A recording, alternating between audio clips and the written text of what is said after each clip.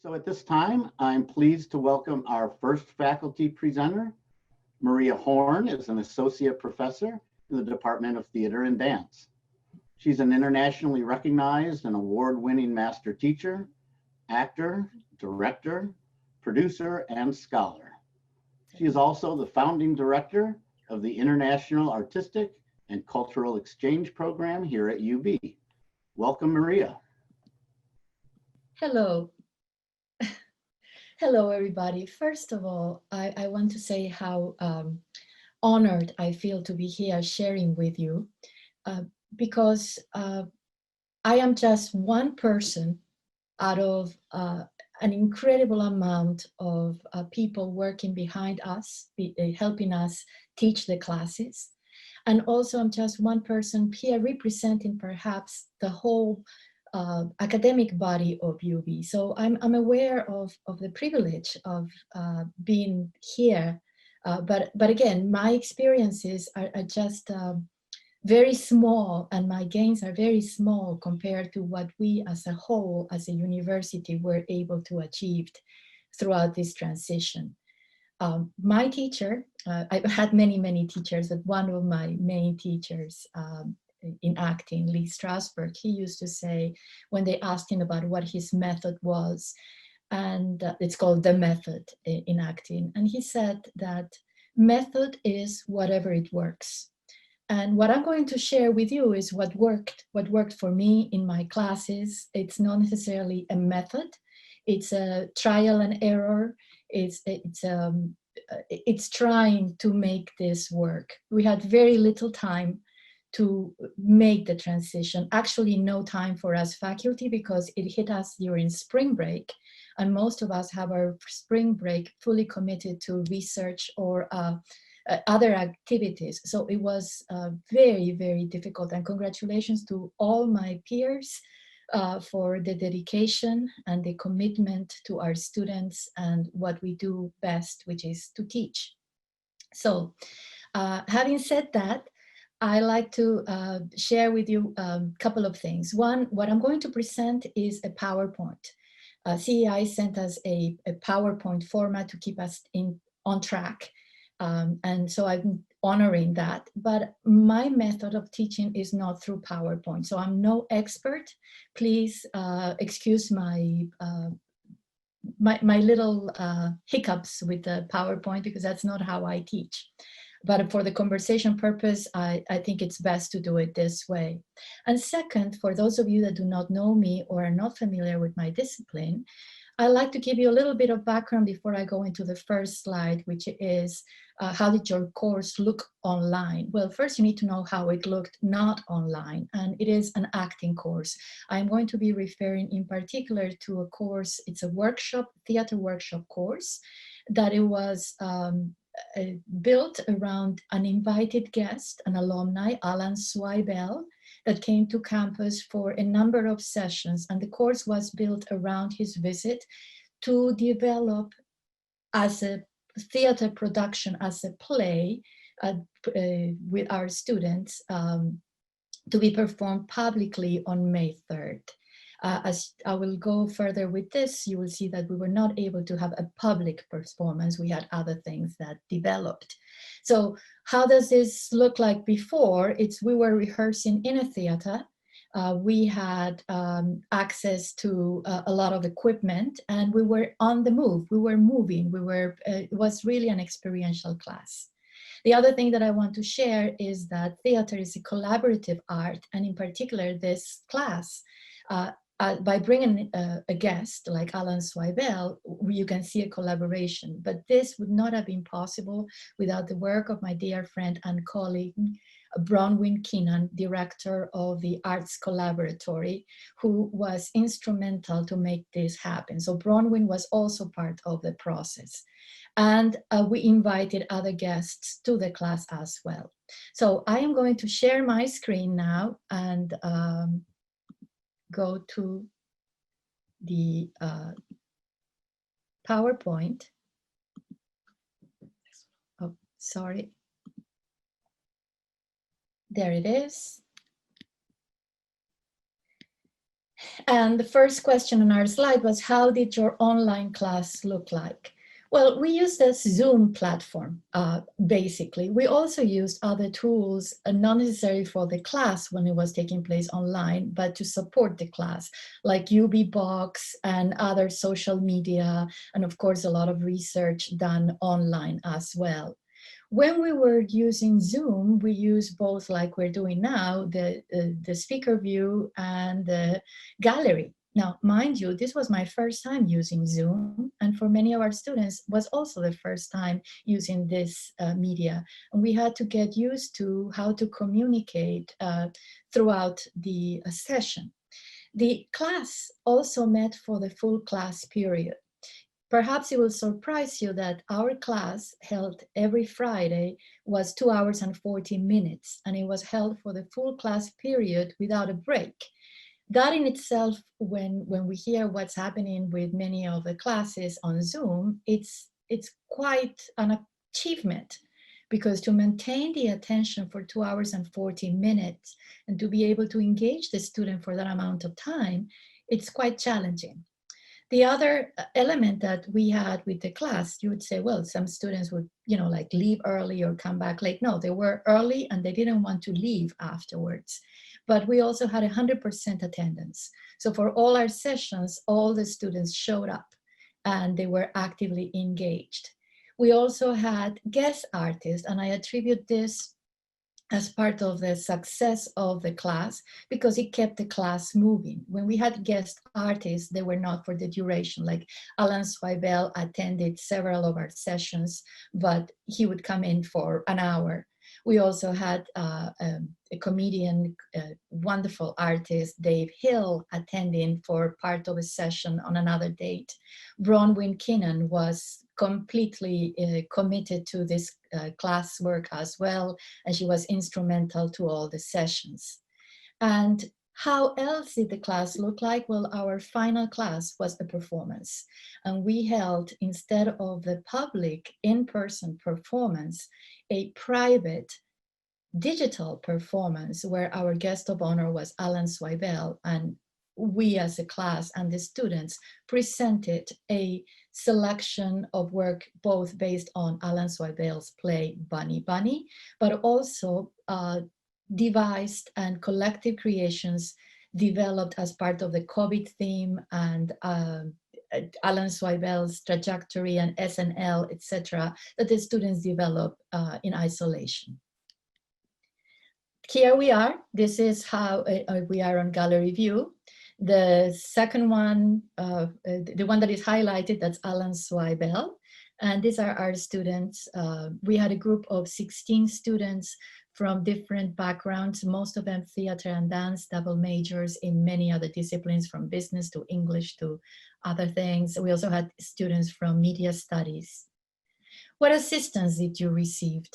Well, as I mentioned before, Alan Swibel, Bronwyn Kinnan, Dave Hill, and my creative research lab of students, that means those 16 students that were part of the course, they were instrumental. They were the ones that really helped and made this happen. It was a collaborative effort. We really drew on the goodwill, the open-mindedness, the commitment, perseverance, creative spirit, and interdisciplinary collaboration. These were some of the qualities and skills we tried to develop throughout the work. And it seems like very easy to do, but when you think back to those times with COVID, when we knew very little of what was happening, this class was not what the students had signed up for. This is not what they were expecting to have, and they didn't know where we're going to end or how the process was going to be. The living circumstances were very difficult for some of them. They had to move back to homes where there was no room for them to be. I mean, we can go on and on. You know all the challenges. So to try to develop these qualities and skills within the class was a credit to everybody involved in the class. What were our results from the faculty perspective? Well, success.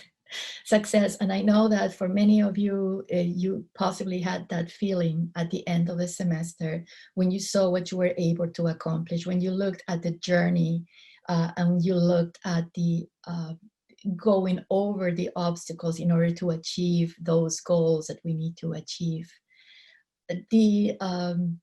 Another of the results for me was the level of the student engagement achieved through classwork and mentorship.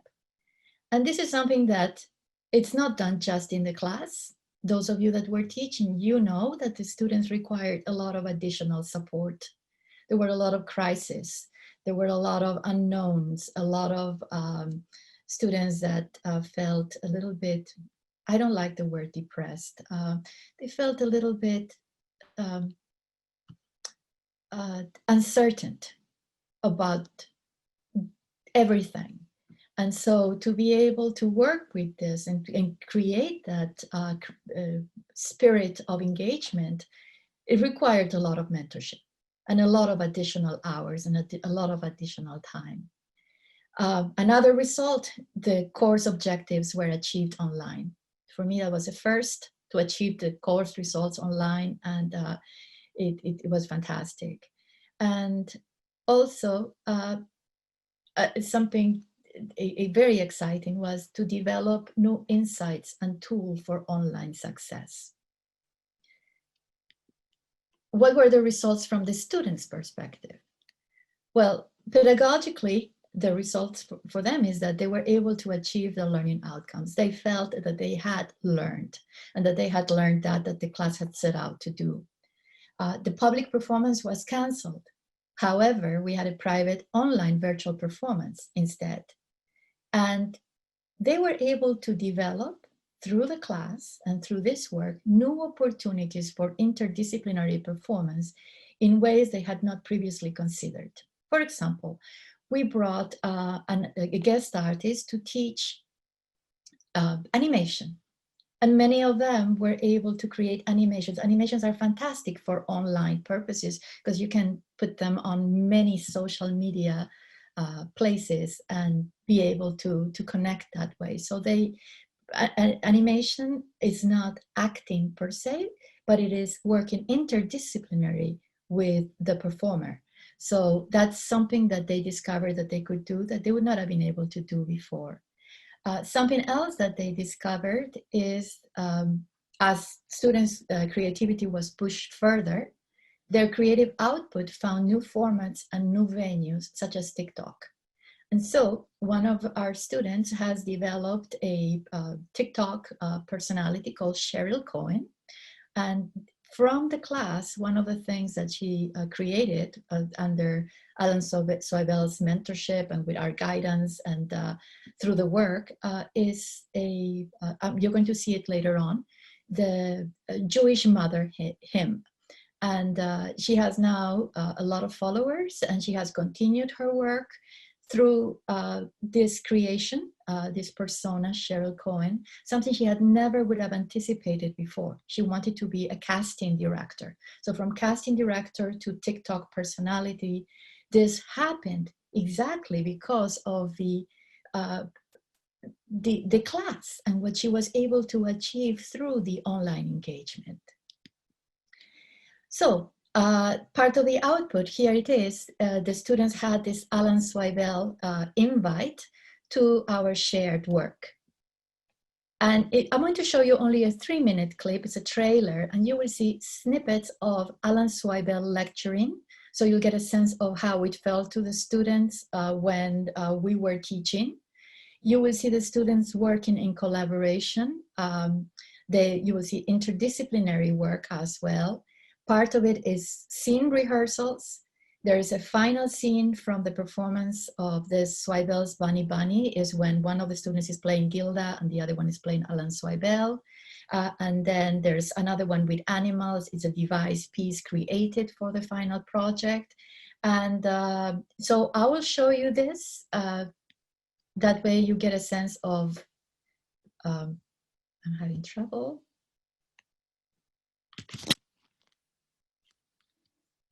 There's an old adage that comics say funny things.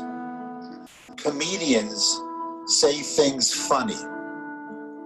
The way we were, the way we were, the way we were. We're still creating so much, and we're still working with Arts Collaboratory, and we're still using different mediums to convey the ultimate message of the piece. Comedians sit down and write a set, which I see as one of the bullet points here.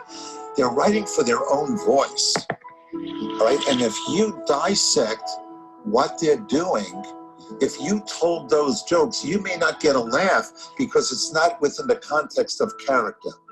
Hi, my name is Cheryl, got a daughter, she's named Chava. Find her a nice Jewish boy, I'll celebrate with challah. I pray to Hashem every day that quarantine will end. I want to send the kids to Jewish camp to make Jewish friends.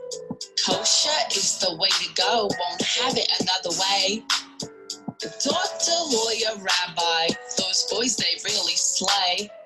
I want lots of grandchildren on the holidays.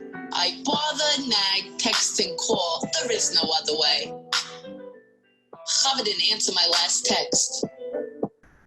I'm gonna call the police. Chava, you need to answer your mother. Whatever it is, online, Zoom University, but it's been super incredible to watch, and I had an incredible mentor this semester, Alan Zweibel. He's incredible, thanks to my teacher, Maria Horne, and Bronwyn Keenan. He basically was able to do a session where we got to work on his own play this semester about Gilda Radner called Bunny Bunny. And the show obviously was canceled. But in spite of all of that, he was able to teach us comedy workshops and give us so much insight. Hello? Val, Yeah? it's me, Gilda. Hi. Gilda? Yes, Val. What time is it? 4. O'clock? Yes, The 4 o'clock that's in the morning? that's the one. Wow. Val. Yeah, we had a few questions come in for you, Maria. The first one was, now that you've had this opportunity to change elements of your course, the way your students were engaged, able to try new mediums, etc., will these changes be integrated into your courses going forward? I think so, because something that's happened, and that was in my following slides. I'm not even going to try to open the PowerPoint. I don't want to get disconnected again. One of the conversations that we have globally, I'm part of an international network of artists, is that we are not doing film, we are not doing a video, and we are not doing necessarily in-person productions when we're trying to do theater this way. We're entering a new dimension, a new era. And this way of expressing yourself through the arts in this new medium is here to stay. It's not going to go away. Whether we beat COVID or whichever way that happens, because it has created a bridge, and it has created the possibility to connect globally at a different level than before. That doesn't mean theater is going to go away or film is going to go away. It means that there's a new space that we need to be able to inhabit if we want to be part of the global arena. So yes, I intend to continue to work and to continue to engage the students to create content for different platforms and be more knowledgeable in tech. Tech now is a component that needs to be considered. It's not just separate. And technology is going to be important. Students cannot just only operate out of a phone. I know that you can do a film in an iPhone, but they need more. They need to be able to have understanding of editing and presentations. And this also provides a university, but an opportunity to work more interdisciplinary. To make sure students are not in a hub, but that they're able to take classes and value the work they do in other classes, interconnecting their disciplines. So I'm curious then, Maria, since teaching online has kind of highlighted some of these new mediums that you talk about, have you given any thought to when we eventually go back to full-time in-person classes? Have you learned anything from this online experience about these mediums that you might incorporate when we do end up going back face-to-face? Yes, yes. And I think that UV needs to be part of the change that we're seeing worldwide. For example, if you were in business, it would not be so far-fetched to think that you could have a business conversation and work with a partner elsewhere in the world, right? In theater, the same thing is happening. There are productions right now being devised by different universities working in real time through technology. But in order to do that, we're going to need to have the investment in technology. We need to have, for example, I was talking about an LED wall when they asked me what you need to teach. Well, I need the ability to have a wall in a classroom that is LED so we can be working in real time with partners at University of Leicester, for example. And they're doing this. In other universities are. So either we're going to be part of the game or we're going to be left behind, because the way of communication and the way of collaboration has changed. So if we cannot do it at that level, we still need to find at what level can we do it. We need to do catch up. And this, I think, is going to be for all disciplines. We are not an island. We cannot be, the university is no longer contained within the walls of the university. And even if we are to come back to teach in person, that community has changed right now. Great. Another question from our participants. Can you tell us if you were able to leverage use of UVLearners tools into your class, tools that you didn't use before? See, like students have a resistance to UVLearners. Students are more like, at least theater students, creative students that work outside of the box. I don't know how this is for the hard sciences. They prefer to create their groups through Facebook groups or other platforms where they can meet and interact and share. I did, though, however, get them to work with UVBox more. They were more interested in UVBox because of the ability of uploading large files and sharing and so on. So there is a resistance. I did use UVLearners very basically, just to communicate and to just post some things. But at the time, it was a time of crisis and everybody was trying to play catch up. They did not have a set situation at home. So it was a survival mode that many of them were. Perhaps it will be more useful, UVLearners, as we go into this new semester than it was for my classes during the spring. Sure. Another participant question.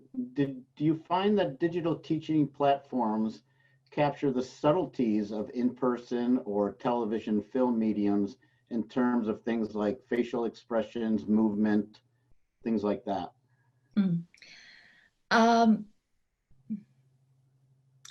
It has to do with technology. It has to do with technology.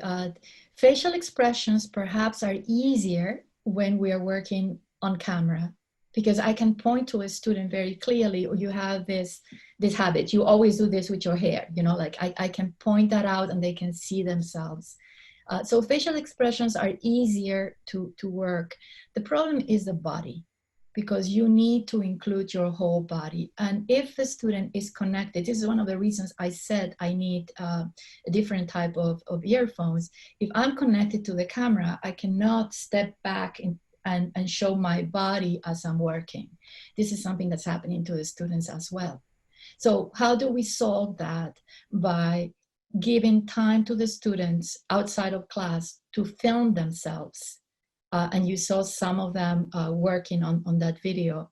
That way they would not be attached to a computer, they would not have the earphones, they would not be plugged in, and they would be able to use the whole body. When they film themselves and then they share the videos with us, then we could evaluate what's happening to the body. And for those of you that do not know me, one of my areas of expertise is nonverbal communication. So I work a lot with facial expressions. I pay detailed attention to even the microfacial expressions, not just the facial expressions, and body movement. So it's a very good question. Technology is limiting right now what we can do in terms of teaching this. But it is not the medium per se, it's our access to technology that will allow us to do that. Two more quick questions I think we can fit in. The first one is, if you could do the course over, would you prefer the long, nearly 3-hour block, or would you rather do multiple shorter sessions throughout the week? That's a tough one, you know, because in theater, we are used to having long rehearsals. So if you want to get the creative process going, you need longer rehearsals. So I'm fine with the longer class. But then if you think in terms of the students and their needs, perhaps having a shorter sessions could be better. I'm not saying 3, maybe 2 sessions. It could be preferable. But it's a tough one. The longer session allows you time to listen to what students have to say. And sometimes if we just lecture, we are not engaging in a conversation. And students have so much that they want to say. There's so much that they cannot say in other forums. So you can engage the student and you can listen. And if you can hear what they're saying, that is a very good dynamic for the class. First, because it enriches. They're brilliant. We have brilliant students, and I adored my students.